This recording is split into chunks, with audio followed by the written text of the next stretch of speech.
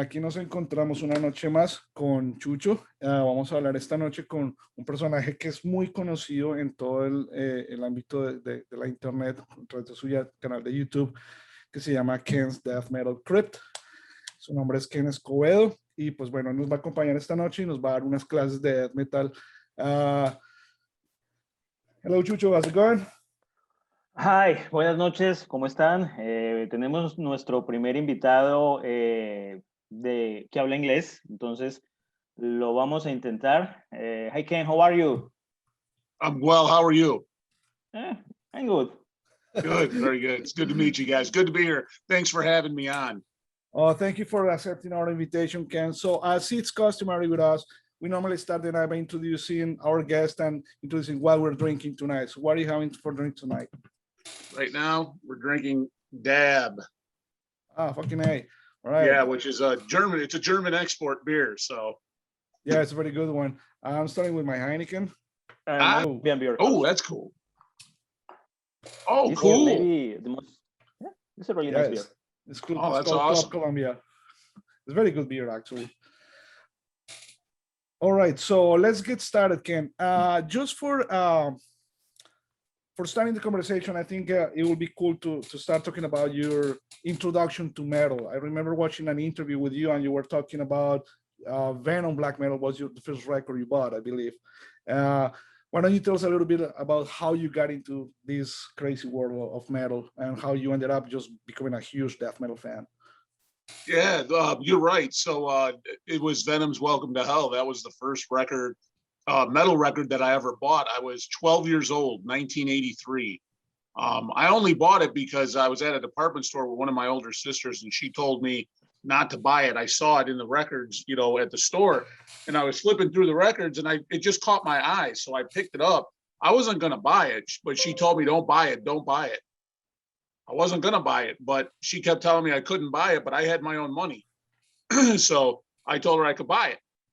So I went up there and I bought it. I didn't even know what I bought. I didn't know what it was. I didn't know anything about it. I just bought it because she said, you can't buy it. And yes, I can. So I bought it. And then I took it home. And I come from a large family, 10 brothers. I got 9 brothers and sisters. There's 10 of us. We're a large family. So when I took it home and I put it on the turntable to listen to it, I thought it was awful. I thought it was horrible. No bueno. It was bad. It was. And Ken, and before Venom, what kind of music do you listen? So I really, so my family was they had a lot of different tastes. Like I have 6 sisters, so they listened to anything from top 40 to Motown to jazz to soul. My parents liked a lot of country western music, Freddie Fender and things like that. My father liked, a lot of stuff like that. So lots of different music, that I was growing up with, lots of different things, but I really didn't have a favorite of it. I really didn't care much about music at that point in my life. And until that record, I bought that Venom record. Like you said, when I took it home, I thought it was horrible. I didn't even think it was music because I had listened to all the other things. When you go from Freddie Fender or a country album, Jerry Lee Lewis, and then you listen to Venom, that's a system shock. Yeah. It was a system shock. So I told everybody I liked it. I told all my brothers and sisters, I like it. I didn't like it, but I kept having to play it so that they didn't make fun of me. So the more I listened to it and the more I would put it on, I kept looking at the lyrics, and I'm looking at the back of the record with the guys with the knife and the long hair and the leather. And I keep looking at them, reading the lyrics. And as I kept looking at it, I started to understand what they were doing. I started to get it. It started to make sense to me. And one of my older brothers noticed that I started liking it. And he said, that's like the bands you see in those magazines. And I said, what magazines? He says, the magazines at the magazine store. So of course I run to the magazine store. We ride our bikes to the magazine store, and he shows me like Metal Forces. And I start looking in the magazines, and lo and behold, I'm flipping through and I see all these other bands they love with the long hair and the chains and the spikes and the leather, and they look like the guys in Venom. And then that started my path down through metal, and then it ruined the rest of my life. I understand you live in Joliet, Illinois. Have you always been born and raised there, or? Yeah, I live in a town called Manuka now, but I was born and raised in Joliet, Illinois, which is about it's a suburb south of Chicago, about 30 miles south of Chicago. Mm-hmm. So I was born and raised in Joliet, but I only live about 10 miles from there now. So yeah, pretty much I've been in the same area since I was born. Awesome. The reason I was asking is because being since you started into metal in such an early age, I'm assuming you were exposed to everything that was happening on the tri-state area at the time, which was pretty intense. Chicago, Milwaukee had a strong scene at the time. I mean, Milwaukee Metal Fest is just, Yeah. So why don't you tell us a little bit about the bands that were around in the area at the time and what was going on in the whole tri-state area at the time? Because Indianapolis is also part of that triangle. Indiana, right? Yeah, for sure. Yeah. I used to go to a lot of shows in Indiana because I actually only live about 30 miles from Indiana as well. Yeah. So there was a lot of shows I went to back in the early 90s in Indiana. But I mean, bands, it was different because it was in the 80s, there was a lot of, heavy metal bands, thrash mm-hmm. bands and heavy metal bands. So that's when, a lot of times you had to go to Chicago. That's where the big shows were. That's where the good shows were. Most any weekend, you could find a show in Chicago, and you could find, bands like Tyrant's Reign and Death Strike and Master and, playing shows and tons of other bands, thrash bands like Wrath. So many other bands that you could find at any given weekend in Chicago. So you did have to travel to Chicago most of the time, but to see a decent show back in the 80s, late 80s. But in the early 90s, when death metal started becoming more of an actual subgenre of metal, the scene just exploded with death metal bands. You had Cyanide. They're still the kings of Chicago death metal today. Cyanide came out in the late 80s, started playing shows in the very early 90s. You had bands like Morgue from Plainfield, Illinois, that started playing shows. You had bands like Thanatopsis, like you had said, Andreas, Thanatopsis from Indiana. You had mm-hmm. bands, from Milwaukee, like Mortiskull, Mortal Dread, from those areas. So Phantasm from Milwaukee. Lots of shows got played around with all these bands, like you said, the tri-state. It just kind of was a revolving door, and you had so many bands that just became friends. And because of those friendships, bands would start playing in different states. So lots of times we'd have to go to Wisconsin and Indiana and Illinois, Chicago. So you did a lot of traveling back then to go see good shows. Yeah. Go ahead. Kim, about the Chicago bands, Chicago, I think that always have awesome bands. Trouble, Master, Death Strike, Burn Offerings, Macabre, maybe bands that are not so famous. Early Oppressor. Yes, and about other areas in the U.S., Florida, bands from Florida were very famous. New York also have some really famous bands, Immolation, Incantation, the New York area. Maybe the bands from Chicago are some kind of unknown for the rest of the world. Chicago not have a big name in death metal. Okay, I know, have pioneer bands, but never a famous and a big band. What do you think? Yeah, well, that's a good question. Like, so I think you're asking me, like, why don't I think that a band ever got huge out of the Chicago area when Chicago had such a strong metal scene, and they still do today? And that's a really good question. I'm not sure the answer to that question, because I've been asked that before, and people have asked me why do I think that there were bands that never quite got, to a certain level, like you said, like Immolation or Incantation or, death metal bands. I mean, the only, probably one of the biggest success stories would be, probably Master. They got a little bit bigger. And Cyanide's, Cyanide's probably right now that, what I consider the kings of Chicago death metal. But you're right. Why was there never a band from Chicago with this rich of a scene as we had? Why did one just never make it to that next step? I don't know the answer to that question. In this way. What's that? Maybe it's better in this way. I think you're right. I think it's I think it's better that it stayed underground, man. I think you're right. I think it's, and maybe that's the answer. Maybe that it's that those bands that maybe when they were getting to a certain level, they said, nah, we're gonna keep it here.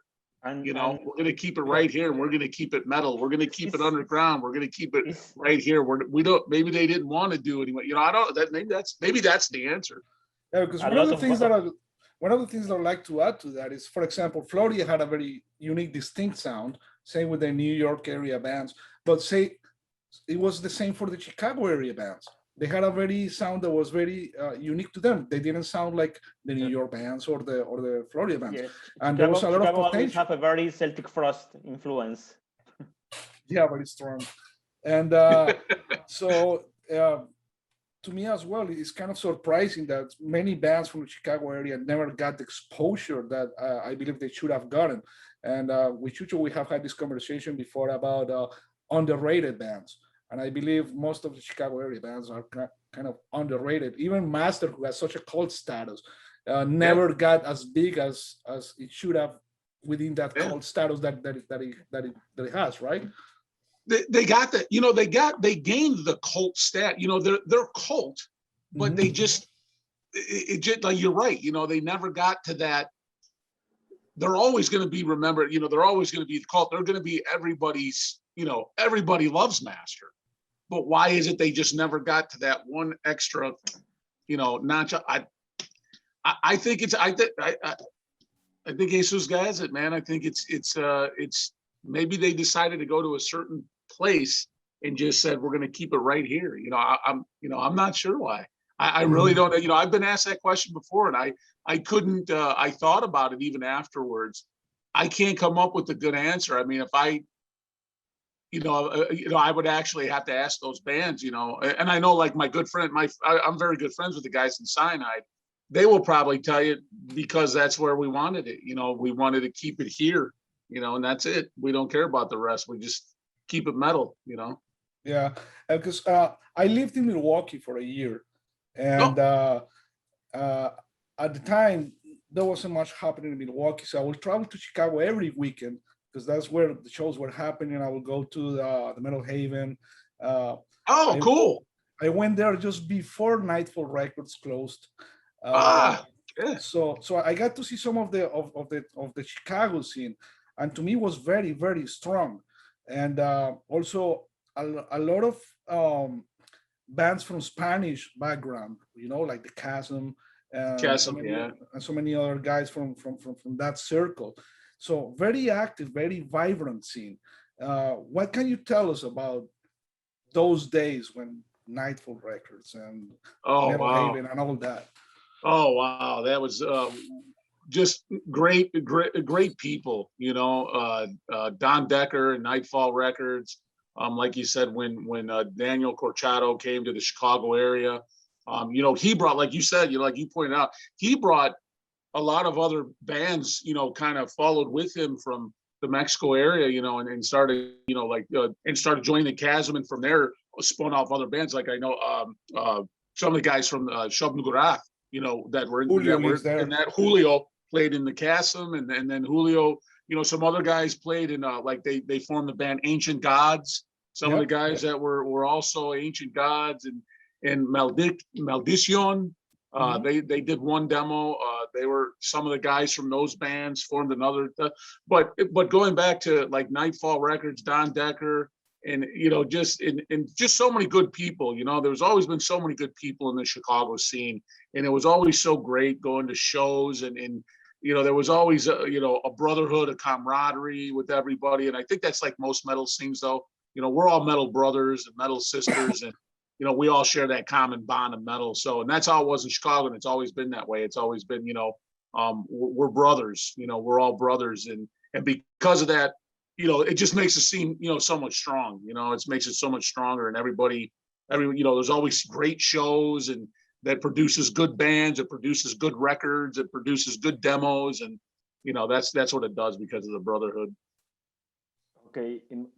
Ken, and after that, you buy the Venom black metal, and after you see the people of long hair and chains in magazines, in which moment are you in contact with underground?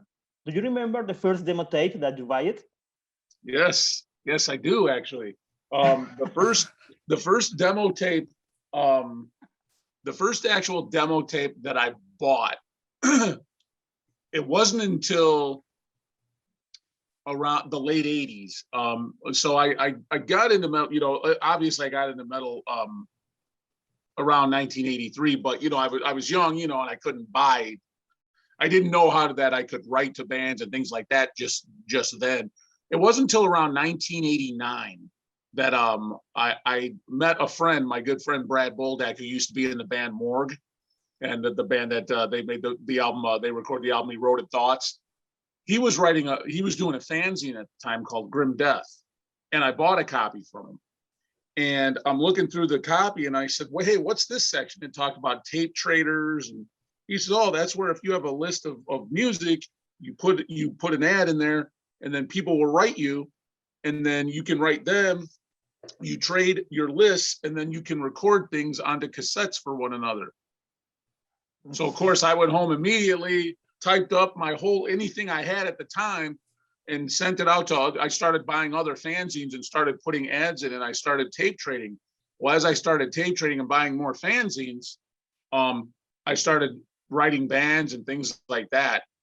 One of the first demos and bands I wrote to and got a demo back, I remember it sounded really cool in the fanzine that I bought, so I liked the logo and I wrote to them, and they wrote me a really nice letter back, and we actually became very good pen pals for a while. But it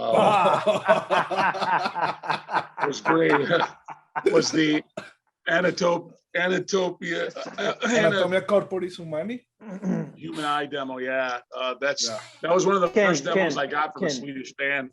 For me, it's the most brutal demo of death metal. From when? From what time? Because there's a lot of brutal demos. This demo is because this was brutal.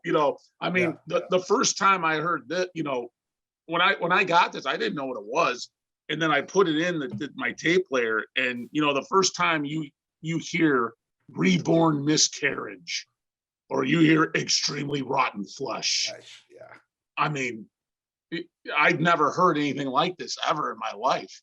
And, to hear something this heavy, I mean, I didn't know I was afraid of it. It scared me, but yeah, this, so what's the most brutal demo of all time? I mean, what year are we talking? I'd have to have a year to answer that question, because there's a lot of brutal demos.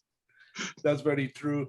But I guess what he meant by that, I think it has to do also with the feeling you get from something when you first come in contact with it. For example, not talking about demos or anything, but my first contact, for example, with really heavy underground music was Celtic Frost to Megatherium. And I'm gonna die with that piece of music in my heart. And for me, it's the most brutal thing ever, because it was my first exposure to it. And to many, I think that's the value that some piece of recording has for some, right? Even though we all know that different eras define different parameters for brutality or heaviness, there's something always that you consider that's the heaviest shit for me, I guess. And I guess that's what Chucho meant by that, right? I got you. Now I understand.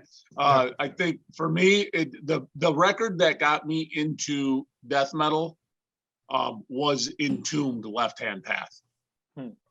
Yeah, Entombed Left Hand Path. The guitar tone, how heavy that record was. Nothing there was no record before that record that was that heavy. Nothing was that heavy. I mean, I know Morbid Angel came out before that. Altars of Madness, great record. Love that record. I know, what else came out Severed Survival, Autopsy, Severed Survival, that came out in 1989. Entombed Left Hand Path came out in 1990. I had not heard a guitar sound that heavy on a death metal on any record to that point. And when I put that record on the first time, like you, Andreas, it ruined my life. It destroyed me. I knew then that I would be immersed in death metal for the rest of my life when I heard that record. Mm-hmm. Now, since we're talking death metal, with so many people that I know, we always get into this argument about whether it was a death or possessed. What's your stance? My contention is that the first death metal album ever recorded is Possessed Seven Churches. Yes. And the reason I say that, and I have here's my reasoning behind it, is that if you take any thrash band, just clear your mind and think of one thrash band, and then have that thrash band play faster, play heavier, play more brutal, play more aggressive. What is that called? Death metal. Mm-hmm. That's death metal. Thrash, the extremity of thrash is death metal. And Possessed took that record to that level. My opinion is they took it to that level. Now, I know a lot of people say Scream Bloody Gore, and I'll say this, there's no wrong answer. I don't think there's a wrong answer there. It's just my contention it was that it was Possessed Seven Churches. But Scream Bloody Gore probably did more for more for death metal. You know what I mean? I think it defined more death metal. I think it had more of an impact on the death metal scene than Possessed Seven Churches did. But Possessed Seven Churches, in my opinion, was the first death metal album that was ever recorded. I think that's due to the fact that at the time, many were describing death metal having this unique characteristic of the guttural voices, which actually Death sort of had on a Scream Bloody Gore, and probably Possessed didn't on Seven Churches. It was more like a raspier vocal rather than guttural, right? But it was still aggressive. Yeah, that's what I'm saying, and that's what I was going to. That when you look at the music, it's very aggressive, very dark, and there's a song called Death Metal in the fucking album. So I don't know. I rest my case with that. Yeah, I think it's Possessed Seven Churches. Yeah. Absolutely. I think the same. This is the first death metal album, and it's really incredible because when Possessed are in their demo, by the way, the demo is called Death Metal, the death metal scene not exist. We don't have a death metal scene at this time. When the first times and the first album, of Death, Scream Bloody Gore, we have some really small and beginners of the death metal scene. We have Master is really close from the first Death album, and I don't know because the Death have the name. The band is called Death Metal.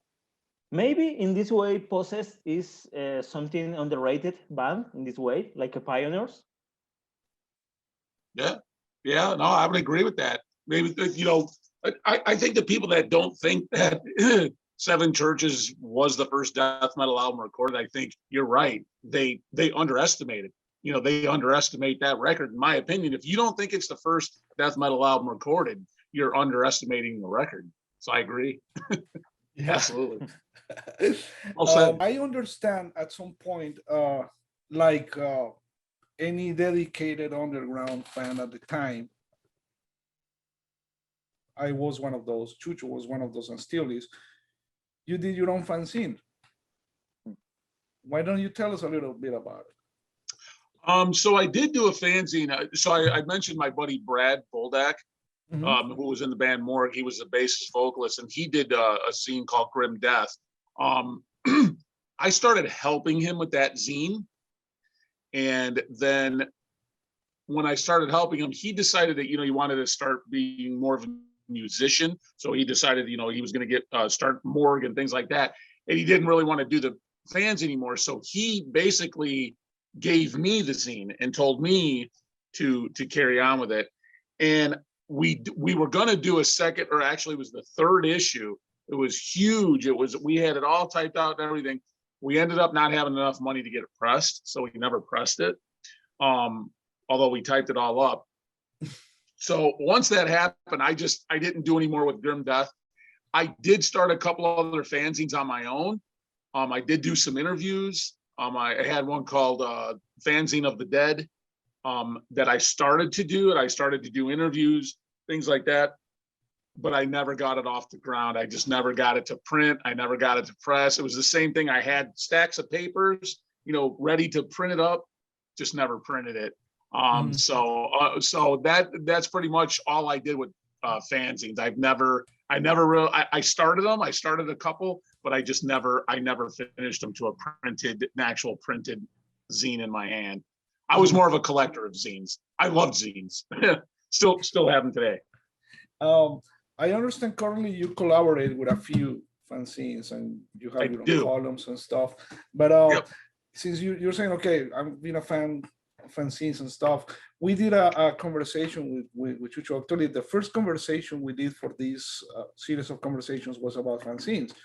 And we were talking about the USC, we mentioned a few. Why don't you tell us about the fanzines throughout your history in metal from the US scene that you consider the most relevant or the ones that had a bigger impact on you?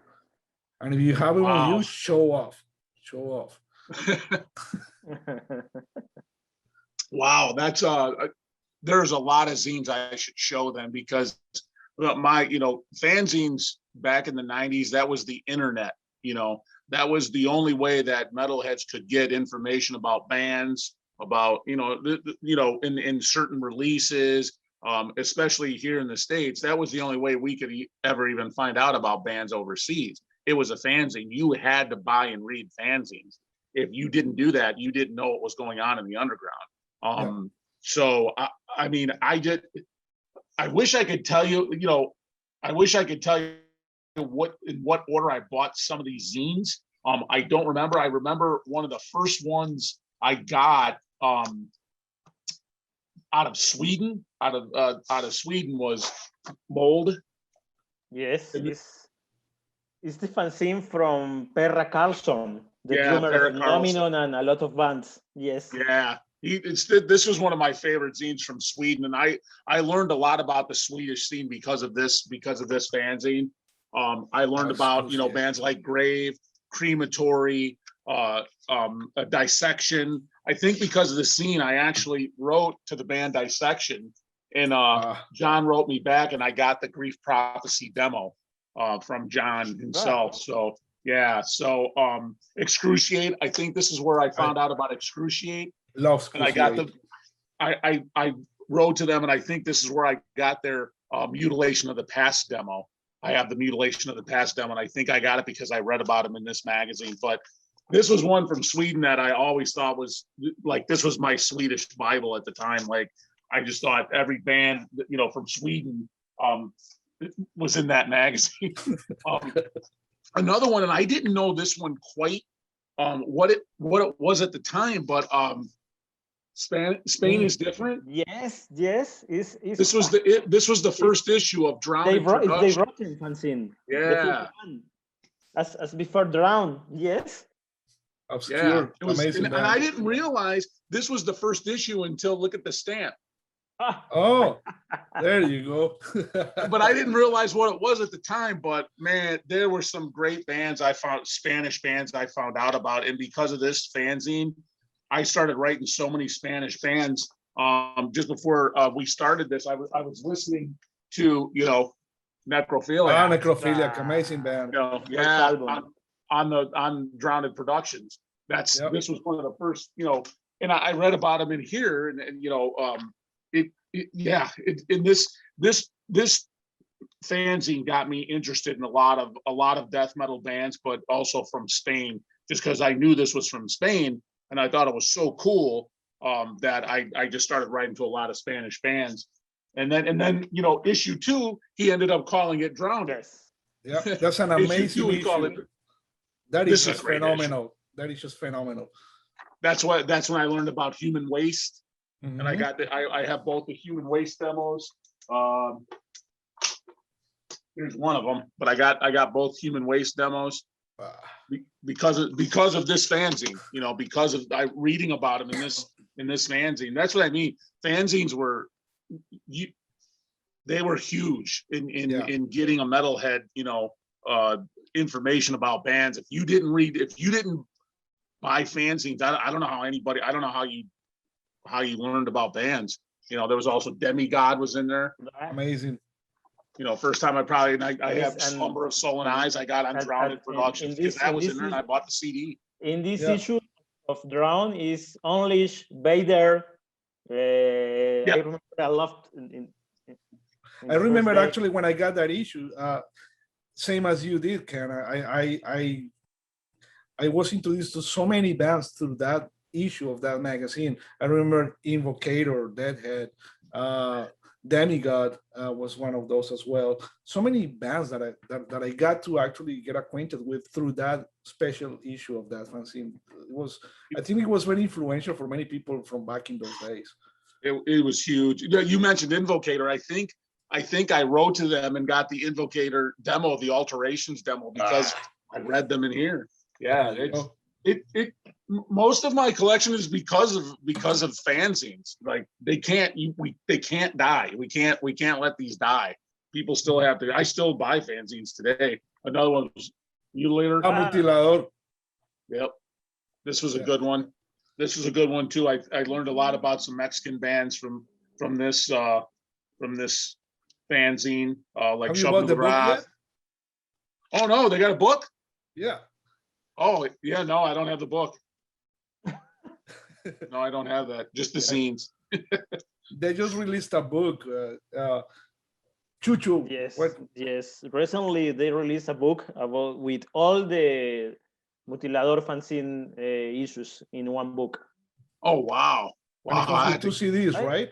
Yes, and 2 CDs because the Mutilador fanzine, the first 6 issues have a compilation tape, and now the book have 2 CDs with all the compilation tapes. I will. Yeah, I'd love to see that. I didn't know they did that, but this is where I learned about like Mortuary. Yeah, that's right. This is where I learned about Mortuary, and then because I read that, Yeah, that's an amazing album. Had to get the Mortuary. This is a great album. This album's great. Yeah, Blackened Images. This is a wonderful record. Image froze. I lost every bit of the conversation after Chucho showed you the book. I don't know what happened there. No. Solo mostrando el libro y ya. Tomo nota de quien lo editó. Oh, okay. Yeah. All right. Yeah, that's cool, man. I'll have to pick that up. I'm gonna have to pick that up. Thanks for showing that. That's awesome. But yeah, we were talking about Shub McGrath too, man. Oh yeah, amazing. That EP. Uh-huh. And then the Unknown Adorer. I actually like the second one better. I actually like Unknown Adorer better. Beautiful. Excellent. This is probably one of my favorite Spanish or Mexican bands, is Shub McGrath. They had a strong Morbid Angel influence, I believe. And that I loved about them. Darker. Yeah, probably a little heavier than Morbid Angel. Darker for sure. Yeah. Darker for sure. Yeah. Very, very. Would that be one of your favorite Mexican bands, is Shub McGrath? That and Cenotaph, perhaps. Yes, for me, Cenotaph too. Is it the original one on Horus Records? Actually, I have. It's great. I have this one. I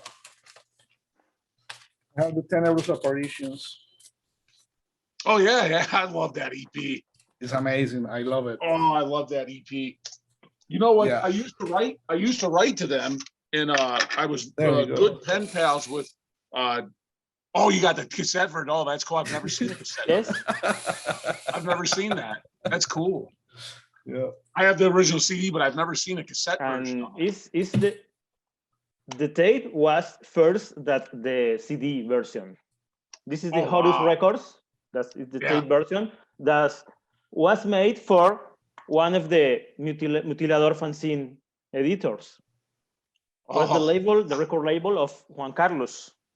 Oh, I didn't know that. That's cool. That's cool. That's awesome. I started writing to Cenotaph, and I became good friends with them, pen pals. And they sent me Delgado, I think was his name. Guillermo Delgado. Yes. Mhm. And he sent me the Cenotaph promo. Oh, beautiful. Yeah, he sent me.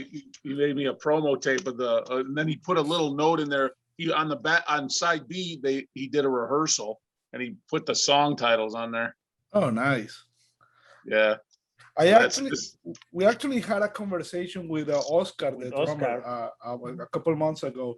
The conversation was 3 episodes of 3 hours each. Yes, it's like Yeah, we talked to him for 9 hours. 10 hours. I don't know. I'd like to talk to him. Some friend make a joke telling me that he needs a total weekend to see all the 3 episodes. It's a really, really long conversation. Yeah, we were talking metal for 9 hours. And actually, the first time I went to Mexico, I was at a Cenotaph rehearsal just after they released Epic Rights. And it was amazing. Those guys. Oh, Epic Rights. I love that record too. Epic Rights. That's a great record. Yeah. Those bands don't do any wrong. Cenotaph and Shub Nograt, they're just, they don't have any bad music. You know, everything they do is good. Yeah. Now that we are talking about Mexican metal scene, I'm sure every time you have been asked to talk or have been interviewed, you talk about death metal, mostly from Europe and North America. But us being Latin American, let's talk about Latin American metal. Let's see, what was your first exposure to Latin American metal? Wow. And what is the impression you have of it? My impression was that it was probably more aggressive than what I was listening to here in the States. You know, to me, the South American sound was much more aggressive. It was a little darker. It was more aggressive. I always thought it had a little more of a thrash tone to it, but maybe not quite as heavy, but it was more aggressive. I always thought. My first exposure to South American metal, that's a good question. Probably Sarcófago. Yeah, that was probably one of the first bands. Although later on, a few years later, I didn't get introduced. I remember reading about him in a fanzine, and I happened to find from Colombia's like Parabellum. I don't know if you guys heard this band. Yeah, Mutación. We are from Colombia. Of course, we know about it. Oh, then you know this band. And then yes, found Sacrilegio. Sacrilegio, yeah. Is that the second pressing, I think? It's just that. It's just this. Oh, let me see. I don't know what press it is. I don't know what press it is. It's on. Looks like the first pressing. Yes. That's the first pressing. Yeah. Yes. Yeah, that's the first pressing. I have the second pressing. The second pressing, the back is different. La foto diferente, sí. Yes. Yeah, it's the same, but let me show it to you. Give me 1 second. This is good. Yeah, it's amazing. Yes, it's good and really, really extreme. Yeah, for back then, this was what, 88? 1988? 88, yeah. Yeah, this was very good. Yeah, that's great. Yes, it's the first pressing. Wow.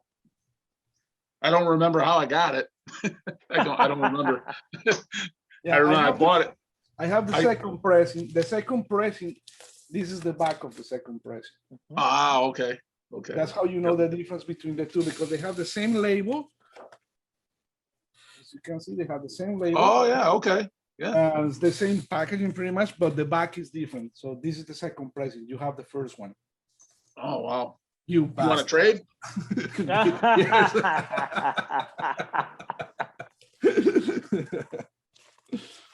Amazing. No, this It's is a great record. These are great records. I don't know how many people have ever heard these, you know, like it's kind of a shame because it's really good, and it's probably some of the earliest, you know, black thrash that ever came out of South America probably. And it's a shame that more people haven't heard this, you know, and seen it. Because it's probably a piece of historic metal, you know, for sure. Yeah, I don't know if you're familiar with the term ultra metal or ultra metal. No. Okay, so pretty much what happened at the time, many bands were coming out of the same city, Medellin, and they were coming from a transition from the punk and hardcore scene into the metal scene, and they had a very, very rustic means of producing their music, similar to what happened, let's say, with the early Norwegian street, but they did it on purpose. They just wanted to sound like shit on purpose. These guys sounded on shit because they didn't have anything better, right?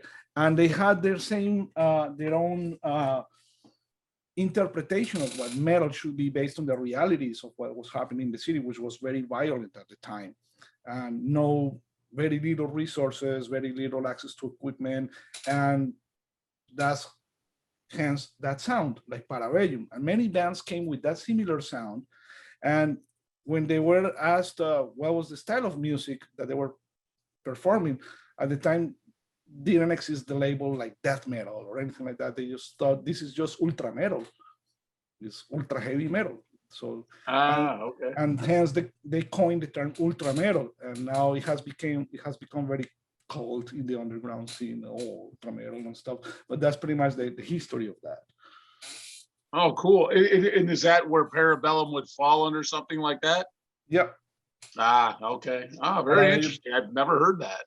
Yeah, even early Massacre, I believe, would fall into that, right? Oh, cool. I love that. Maybe Massacre is a band in last bands of ultra metal sound and a more death metal or some death metal, classic traditional death metal sound. Because in the first demo tapes and rehearsals, they sound a lot like Parabellum, Reencarnación, Blasphemia, the bands of the now called ultra metal. But maybe it's some bands like Massacre, like Averno,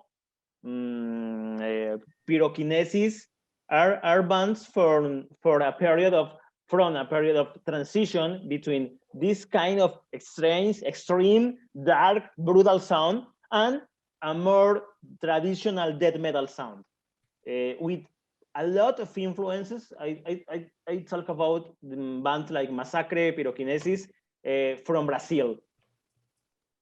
A lot of Sarcófago influence. Yeah, Sarcófago, the first Sepultura albums, Mutilator, Chacal, Vulcano. Oh, Chacal, I love that band. That band fucking rules, man. Fucking A, yeah. I love that band, man. That band, hell yeah. That band rules, man. The Man Is His Own Cackle, I got that one. Man Is His Own Cackle or whatever. I got that. I have a couple by them. This is the second one. The first Chacal album is Abominable Anno Domini. Yeah, that's it. Yep. What Savagery? No. Was that the band from Colombia? Slavery, or are they from Brazil? Slavery. I only know Slavery from Chile, but it's like more modern death metal kind of. And I remember an Slavery from Panama. Oh, yeah, they had that demo with the blue cover, right?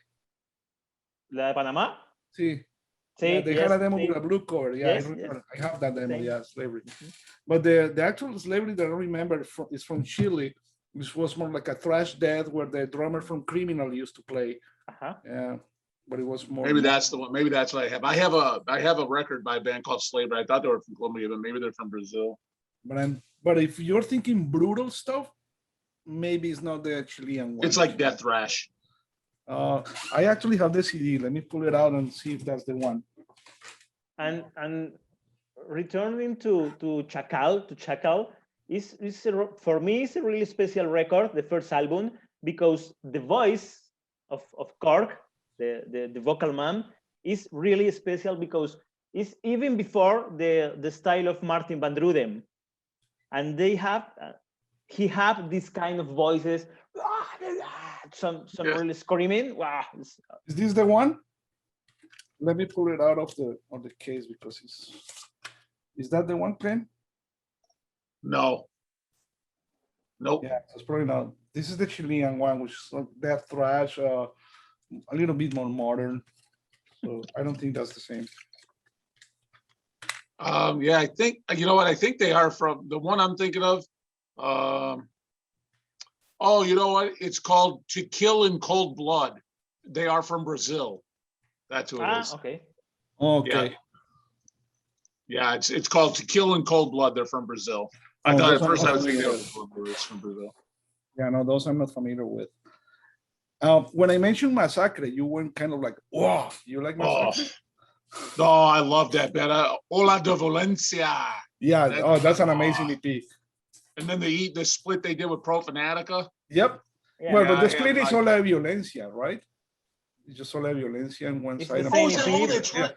Yeah. Oh, because I got them both. I got them both. I got the separate record of Ola de Valencia, and then I have the It's split. the same. It's the same. Oh, that's the same record. Yeah, it's the same. Oh shit! I didn't even realize that. Yeah. The split had one more song, I guess. Yeah, but in Live? essence, it's the same. Yeah, I think so. But in essence, it's the same. Yes. Yeah. Oh, that's awesome. And Yeah, I know, I just love that band. They're great. and I've seen you before talking about Morbid I'm sorry. Macabre, which is a side project from the Massacre vocalist. From who's that again? Morbid Macabre. Oh yeah, that reminds me more a little of like Sarcophago, but Yep. that's that. Yeah, I got a couple of the CDs. That's another. Yeah, anything he does, man. Anything he does is great. Yeah, he's an amazing vocalist, and it's a shame you haven't had the chance to see him live, especially in the old days, because what a fucking performer this guy is. I'm sure. I remember the first time I saw Massacre live, I was like 15 years old. Oh wow. That was 1990. And his performance on stage was very theatrical, you know. When he's talking about pain, he will just go like, "Rah!" And just like it really conveyed the feeling through his performance. He's an amazing fucking performer. He's a very good friend of us. We're very good friends, and amazing person, amazing performer, amazing musician. Well, if you talk to him, tell him that I love his stuff, man. Anything he does is. Oh, he will see the video. Trust me. And I love everything he does. Morbid Macabre, yeah, that's great. I don't have the 7-inch. That's great. Yeah, this is an amazing 7-inch. Actually, they have a sarcophagus cover on this one. Yeah, Black Vomit. They play Black Vomit. Awesome. Yeah, he's great, man. That guy. He's what's his name? What's Alex? his name? Alex Okendo. Alex, that's it. Okendo or Okendo, yeah. Yeah, that's it. He's yeah. I would love to see him play live. I'd love to see any of his bands play live. They played in the US actually a couple of years ago. They played New York. I don't know if they played Chicago, but I know they played New York. No, if they played Chicago, I would have heard about it. I would have went. I would have definitely went to that show. He couldn't have played Chicago because I would have heard about it, and I didn't. Yeah. I know for sure they played Texas. They played New York. I know they played the Cruise, the 70,000 tons of metal. They played in there as well. Oh, they did? Yeah, they did. Holy shit! Wow. And actually, they got an award for best unknown band, like the band that no one knew, and they were like, wow, and they got a fucking vest with the fucking logo on the back of the same. That's awesome. Metal Holy shit. I can't believe they played that show. They're so underground. Like, I'm kind of surprised, like, they would have played that 70 tons of metal, because that's usually, like Sodom and bands like that play. More user-friendly bands, like I like to call them. Exactly. There you go. There you go. There you go. That's a good way to. That's a good way. That's awesome. They did that. Fuck yeah, man. Yeah, That's cool. and actually, I know that before this whole COVID shit happened, they were planning some US dates, and as far as I understand, they're still planning some for next year. So if everything goes well and we get out of this whole COVID thing, most likely there's a big chance that Massacre is coming to North America. So I don't know if they're going to Chicago, but New York for sure. I hope they come back. I hope they come to Chicago. I'll be there. Well, you can set it up. How about that? Well, nobody listens to me anyway, but nobody's gonna listen to me. You never know. You never know. Nobody's gonna care about what I'm talking about anyway. So they're probably better off with somebody else. Any other Latin American bands that you like, that you're familiar with? Hundreds of them. I don't even know where to begin, man. Honestly, I love that sound. I love Mystifier. Yep. That I think I even pulled out. I love Wicca and Goetia. Those two albums are amazing.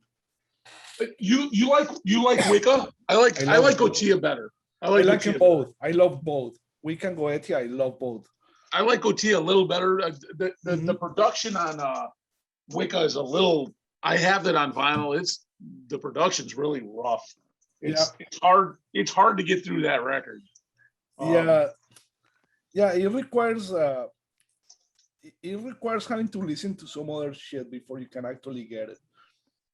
You cannot just jump from Iron Maiden to fucking Mystifier and they can run away. You can't. That's a system shock. Yeah, you have to, as we say in Spanish, you have to do the course. You have to graduate certain levels before you can get to that. I always like Sarcophago. Yeah, always loved this record. That's a great album, but Inri and Rodin are the masterpieces. I love those two. INRI. Yeah, Inri. I have here.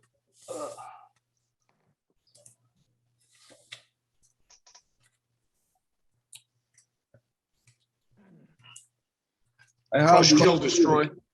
First pressings both. Yeah, that's awesome. Oh yeah, you know what? I have Rotting on a cassette. Do you? The cover's just black. Seriously? Yeah, I got the cassette of it, and it's just black. The cover.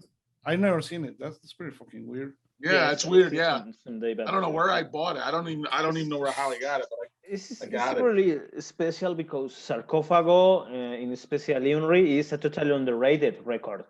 After so many years, is that people Sarcophago, but this at some time is Sepultura worldwide, and Sepultura, and here in Colombia, Sepultura is a big band, and all the people is listening Sepultura. All the bands are playing Sepultura covers. All the bands in some time between 89 and 91 is all the bands playing Sepultura covers. But everybody was listening to. Everyone was just talking about Bestial Devastation, Morbid Visions, but very few people knew or talked about Sarcophago. Very few people. You know what? Honestly, my favorite record by Sepultura is Beneath the Remains. I love that album. I think I will agree with you on that. That's my favorite record. I mean, I know everybody likes the old stuff. Yeah, it's great. I love Schizophrenia, and I have them. Bestial Devastation, Morbid Visions. I have them. It's good. Love them. But Beneath the Remains, that you can't beat that record, man. That is one hell of a record. It's also for Sepultura the big step, no? It's a better production. It's a big label. They have the chance to world tour. The songs are better. Big step, but it's really, really killer album. I really like a lot too. Yep. And it's here in Colombia is an special album for a lot of people of the age of Andres or me is a lot of people, I say again, listening Sepultura in special Venue de Remains, and all the bands playing Inner Self. Yeah, I remember that. Good song. No, but I remember that and Troops of Doom were probably the most covered songs in Troops of Colombia Doom back in is- those days. At some moment, I hate the song because all the bands play Troops of Doom. Yeah, everybody was playing that fucking cover. They're still covering Troops of Doom. And a band just sent me a demo, Coffin Rot. They just sent me their new EP and they covered Troops of Doom. Is it a good cover at least? You know what? It is, because they're a very slow, they're a slower death metal band. It's slower. Mhm. They didn't do it fast. They did it in their own, like slow kind of mid-paced way of death metal, heavier. So they didn't do it like typical. They didn't try to do it just like Sepultura. They did it their way, so yes, it is actually very good. You know what it reminds me of? What you said, it was a huge surprise for me. It's a band from here, from Canada. I live in Toronto, and I believe it's a band from here, from Toronto. It's called Nadia, and they had it's like a doom band, and they had a cover of Slayer's Dead Skin Mask No. in their own style, and they turned it into a 10-minute fucking song, fully funeral doom, amazing. Because for me, the best thing about a cover is when you take a song and you make it your own, and these guys did a phenomenal job with that. And what you just said just made me think of that cover. Amazing. Yeah, that's cool. And I think that's what, I like covers. I like when bands do covers like that, when they put more of their own spin on it. It just makes it more organic. It just makes it more, they like the song, but they're going to do it how they play, not how, because in my opinion is if you do a cover song, you have to do it better than the band that made it. Because if it's not better than how they did it, then what's the point? What I mean? You have to do it better. And if a band is secure in what they're doing, and they want to do a cover, then do it your way. Absolutely, I agree with that. Actually, that's what I loved about one of the best covers I've heard in my life was Malevolent Creation cover in Raining Blood. Yeah, that cover is just fuck. Is that your favorite Slayer album, Raining Blood? Yeah, definitely. I think it's probably mine too. Yeah, I know a lot of people, say, "Oh no way, show no mercy, show no." Or the Hell Awaits, show no mercy, Hell Awaits. Everybody. For me, Raining Blood is the epitome of Slayer. That's what I like. I think Raining Blood. Yeah, I think Raining Blood. And I got the other albums first. Mm-hmm. Obviously, I was a Slayer fan, but Raining Blood for me was. Yeah. That was, for me, that was their epic. It's just like, everybody says like Metallica. Everybody says, Ride the Lightning. Everybody loves Ride. For me, Master of Puppets. Master of Puppets is their epic. No, for me, Kill 'Em All. For me, it's Master of Puppets. Master of Puppets for me too. That is their epic freaking album, man. They did, and I like Kill 'Em All. I liked a lot of the songs on Ride the Lightning. I probably like Ride the Lightning better than Kill 'Em All, but Master of Puppets, there's not one. Tell me one bad song on Master of Puppets. No, for me, tell me one song of the first 3 Metallica albums. That's it. Right. That sums it all up. I would like to go back to Chicago. I know you have a very close relationship with Cyanide. And as far as I understand, you were responsible for releasing some of their early releases through a record label that you had. Why don't you tell us a little bit about that? Wow, you did your homework. No, it was your channel, man. That's all. You did your homework. Wow, thank you. Well, thank you for noticing, because not many people notice. So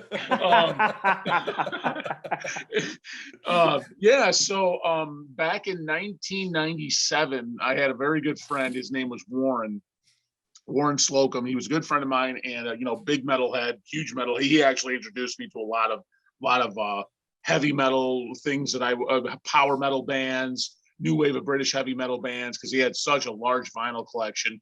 And we became very good friends, and we decided to start a record label, and we wanted to keep it Chicago based, and we wanted to release Chicago bands. So when him and I, got the money together and we decided, okay, let's start it. The first band we thought of was Cyanide. And we went to Mike and Scott, they were friends of ours. We all knew each other. And we said, hey, we want to start a label and we want you guys to be our first release. And, are you guys up for that? And if so, do you guys have material ready to release anything? And at the time they did.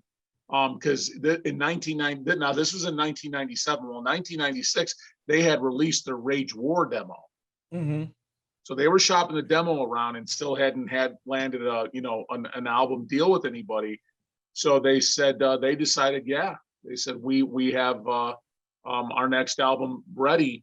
So we made a deal, and under we called our record label Lost Horizon Records. Mm-hmm. And we went in the studio with Cyanide, and they recorded Death, Doom, and Destruction. And that was the album that we put out. In that studio session, they actually recorded 2 extra tracks, The Truth and The Dying Truth. So The Dying Truth being their original, and The Truth being a master cover, a cover from the band Master. Mm-hmm. And what we did is we took those 2 songs, we put that out at a 7-inch. So we did a 7-inch after the release of Death, Doom, Destruction. We released that 7-inch. After we were done releasing that 7-inch, we worked with one more band called Master Fister, who was a doom band out of Illinois, Bloomington, Illinois. We released their album called Third Prophecy. Mm-hmm. And then at that point, we had to fold up the label. My partner wasn't able to. He had went through a divorce and things like that, and he wasn't able to contribute any longer financially. So we had to stop the label at that point. But yeah, we did release the original Death, Doom, Destruction. We hand numbered. We made 1,000 copies, and we hand numbered each copy 1,000 copies for that release. But yeah, I have a copy. It's on the wall over there, but I have copy 1,000 of 1,000. Nice. Also, earlier you mentioned Morgue, and on your band Unnatural, you do the vocals, and your partner in crime does all the instruments, but he actually came from Morgue. Tell us a little bit about that history behind it. Wow, man, you really, salud. Holy shit. Yeah, man, you really did your research. Wow, thank you. So back in so Ted and I have been friends ever since the 90s when Morgue formed, back in 1991, I think it was when they formed. And Ted and I were friends then, and we just stayed friends throughout the years. We were always very good friends. And just back in, I think it was 2014, he just sent me a couple of, now he has a studio in his home, a music studio, an actual studio he built in his home. Yeah, Metal something, right? Metal something Studios. Actually, he calls it House of Death Studios. Yeah. That's what he calls it, which is a label I did. Another label I did was called House of Death Records. Okay. He asked me, hey, since you don't do the label anymore, can I do House of Death Studios? I said, yeah, sure. So he made, he built a studio in his home, an actual professional studio. Mm-hmm. And he recorded a couple of songs that he was just messing around with, and he sent them to me. And this was about 2014. And he says, hey, man, I just recorded a couple songs. Let me know what you think. And I thought they were heavy. Mm-hmm. I said, hey, these are freaking heavy. So, I took them, and I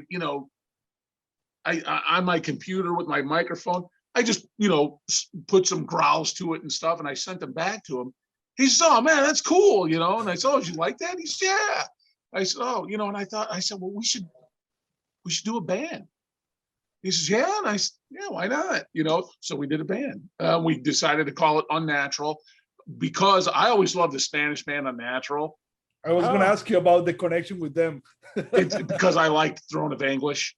I like the EP. I always loved that EP. It sounds like immolation, but I love that EP, and I always thought that was a really cool name, Unnatural. I just thought it was so cool. And I always loved that band. I always loved that EP, the cover of that EP. And their logo I said, was well, fucking cool. I said, there's no band called Unnatural. Do you like that name? And he says, yeah. So I said, okay.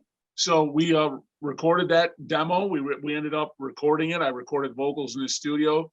And then the rest is, you know, we started, our first EP came out in 2016 with Horror, Pain, Gore, Death Productions, put out The Path to Ruin. And then from there, we just did other releases we did an EP release with my good friend, Hannah Stelbello from Italy. He runs Dismal Fate Records. And we did an EP with him called Cursed, 2-song EP in 20, let's see what else. Oh, in 20, actually last year, about a year ago, Mark Riddick contacted me with Fetid Zombie. And we did a 1-song split EP with Fetid Zombie and Rotted from Chicago, my good buddy Dylan Jones.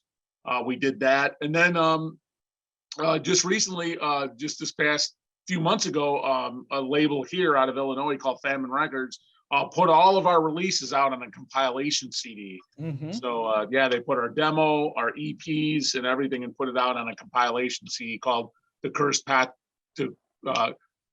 to Cursed Putrefaction, which was all of the titles kind of combined into one. So yeah, so we decided to keep that going. So we're hopefully we do something. Ted's right now, he's having some issues with it. He takes medication and some of his medications messing with him. So the doctors are getting him on trying different medications. So as soon as he's got a little problem with his balance and things like that, but as soon as he gets back, and he will, as soon as he gets back from that, we're gonna, you know, most certainly probably start recording some new material for a new EP or new demo. We're not the type of band that's gonna do a full album. It's just not. We just don't write like that. So probably EPs and demos for the rest of our lives. Another Agatocles or Manslaughter. Maybe it's better for me. Some bands are not for the full-length format. For example, Mortician.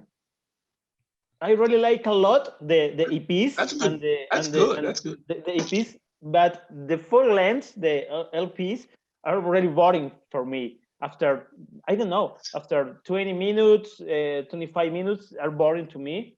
And maybe Non-Slaughter is the same. I really like a lot the first Non-Slaughter album. It's one of my faves. But after the other albums, I don't know. I really like a lot the EPs, all the EPs of Non-Slaughter.